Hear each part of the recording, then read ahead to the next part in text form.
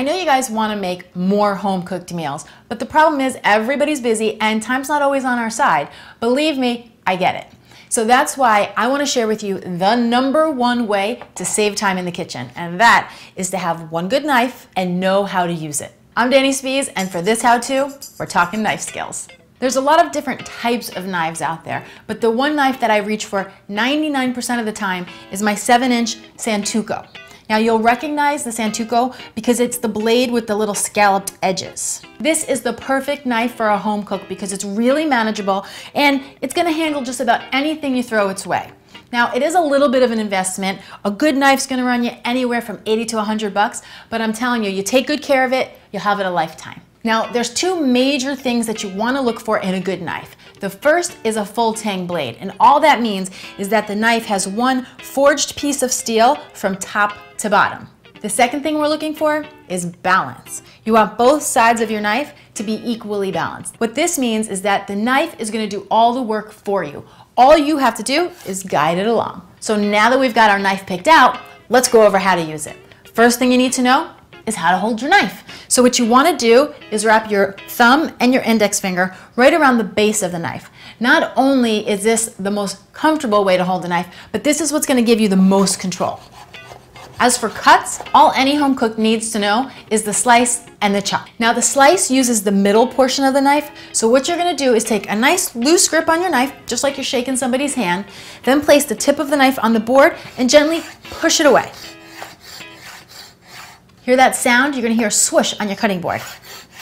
Then as you push it away, the heel of the knife falls down, doing all the dirty work for you. Now that free hand is not off the hook. It's got two very important jobs. The first job is to guide your knife along, which is also going to determine the size of your cuts. So what you want to do is bend those fingers and create a claw, and you're going to see you have 3 segments. That middle segment creates a nice vertical ridge that's going to guide your knife along. Then place your hand on the board and make sure to keep the pinky and the thumb tucked behind the rest of your fingers.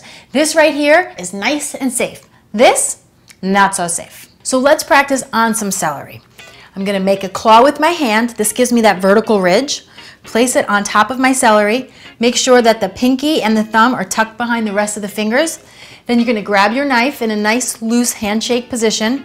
Tip of the knife goes on the board and the middle of the blade is over your celery. Then just gently push the knife away and allow the heel to fall down, doing all the work. Here we go.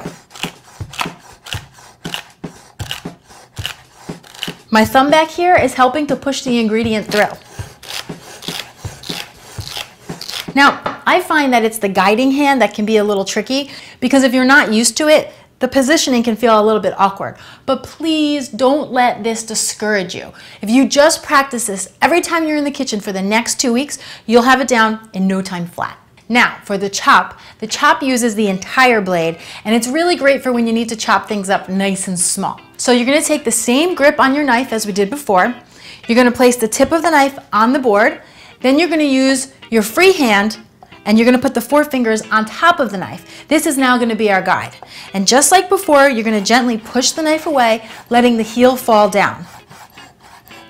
The only difference now is that we leave the tip of the knife on the board the entire time, and you're going to work back and forth in a semicircular motion until you've got your ingredients where you want them. Let's practice on our celery. So I've got my sliced celery and I want it chopped up. Going to take the tip of my knife on the board, guiding fingers come over the top, and I'm just going to start pushing that knife away, working on that pivot in a semicircular motion. As your ingredients start to get away from you, all you have to do is flip over the knife, that protects the blade, pull them back together, and get back to work. And that, my friends, is all you need to know. So once you have your knife, go out and buy yourself a nice big bag of celery and then go home and practice, practice, practice. And once you've got this under your belt, look out because you're going to be a time-saving, clean and delicious home cooking pro. For more simple and nutritious recipes, tips, and ideas, make sure to check out cleananddelicious.com. I'm Dani Spies, and I'll see you next time with another how-to. You want both sides of your knife to be equally Equal. You want both sides of the knife to be equal. Oh my God, what's that word? Equally.